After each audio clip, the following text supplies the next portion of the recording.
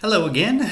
It's been a while since I put up a video, and to be honest, the only reason I'm doing it at this moment is I received a request over the weekend from somebody who said, really enjoyed seeing your videos, learned a lot about different types of hypnotic work, therapy work. Put up another one. And so I thought, okay. So I asked, what would you like to see? And they said, I'd always heard about people who are really good at doing hypnosis or trance work or whatever you want to call it through the use of stories. And I think it'd be really cool to learn to deliver that skill in a therapy session.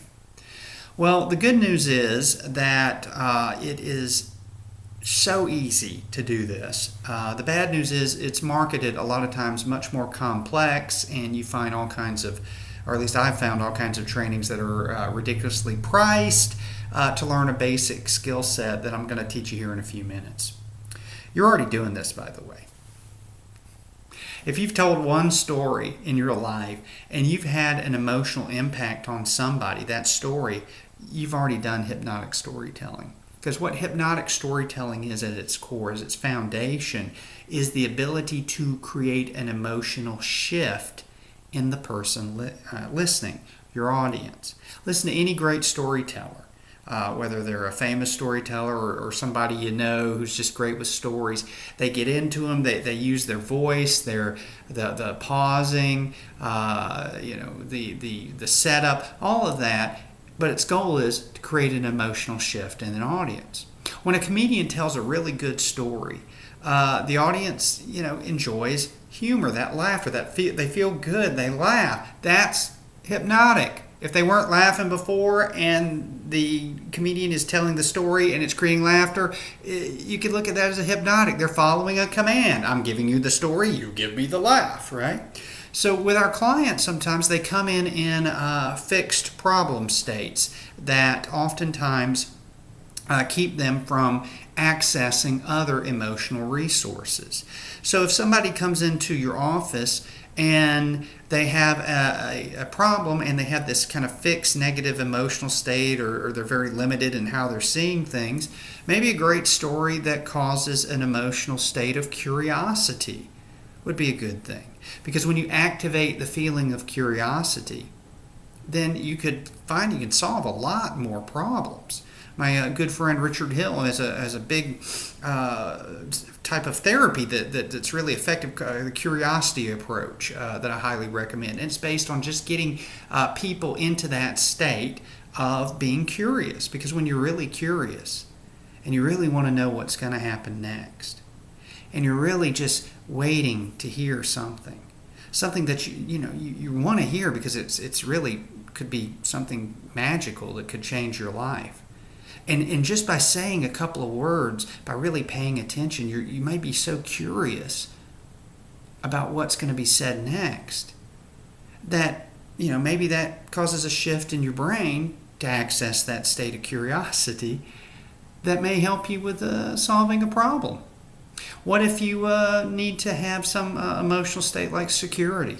It's telling a story which causes a person to feel secure or comfortable. I mean, let's be honest, just by telling somebody about someone going into trance can cause them to go into trance, to become more comfortable.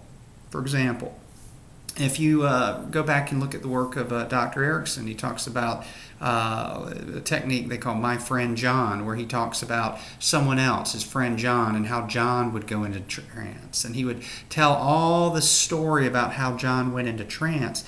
And while the patient's listening to this, they're actually going into the state that Erickson was talking about.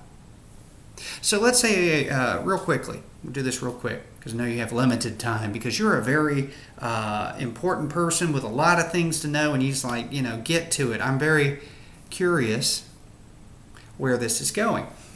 So let's say we got someone come in who's has a problem. Let's say they've got to push through some fear. Let's say they got to give a speech, keep it a minor problem. Give a speech. They're afraid to stand up and talk to people, but they know they've got to get through it. They want to know down deep that they're going to be okay. They're going to survive the speech. Well, you might begin a story with the actual state they're in. For example, you can start with something where you're a little apprehensive. As I was listening to you a minute ago, this may seem kind of strange, but something just kind of popped in my mind. It was a memory about a time many, many years ago when I was up at my parents' cabin up in the Blue Ridge Mountains. I was there all by myself. I was wanting some time to ride and to get away from things. And it was late at night, and I was sitting alone. And this cabin, there's kind of secluded. There's not a lot of people around it. And there's only one little light in the house on, and that was the one that was right beside me. And as I sat there reading late at night, I began to hear this eerie scratching sound. And as I heard that eerie scratching sound, it's like I froze for a moment. It's like it was on the window in the bedroom behind me. And this house, let me just point out, this house, again, is all by itself. What would be scratching at the window? It was a very loud scratch, and I just froze. I don't know if you've ever had that feeling where you don't know what to do. You're just kind of, and you're just kind of stuck in place. And if you stay where you are, you're frightened, and to get up and do it, you're frightened. But in that moment, a small voice came to me from the back of my mind. A soothing voice, a voice that seemed to know that everything is going to be okay. And it said to me, the only way you're going to get through this situation quickly and easily is to get up and walk in that next room and face whatever it is. Because until you do that, you'll just be sitting here frightened. And it's better to just go and find out what it is so that you can stop being afraid the way you were. So I decided I'd get up out of that bed, out of that chair, and go into the bedroom. And then as I went into the bedroom, past the bed, flicked on the light. And I realized on that window, there was this like large like grasshopper, and I don't know whether he was stuck in the screen or what, but he was just kind of just hanging out and moving his legs back and forth, and it was creating this loud scratching noise. And the funny thing was, as soon as I saw that, it's like all my fear instantly drifted away, because no matter what, I knew I was going to be safe because it was just the grasshopper. So he eventually, I guess, went away, and I went back, sat down with my book, with that chair and the light. And every now and then I'd hear a little sound, a little knock or a little creak, and I realized that was just the house settling. But if it was something that frightened me, I realized that I'd have to get up and face that. But what was really funny is after I initially faced it that one time, I didn't have that level of fear anymore. I don't know why that popped in my mind while you were telling me about your story about, having to give that speech, but hopefully that'll help you go into trance now. Or not.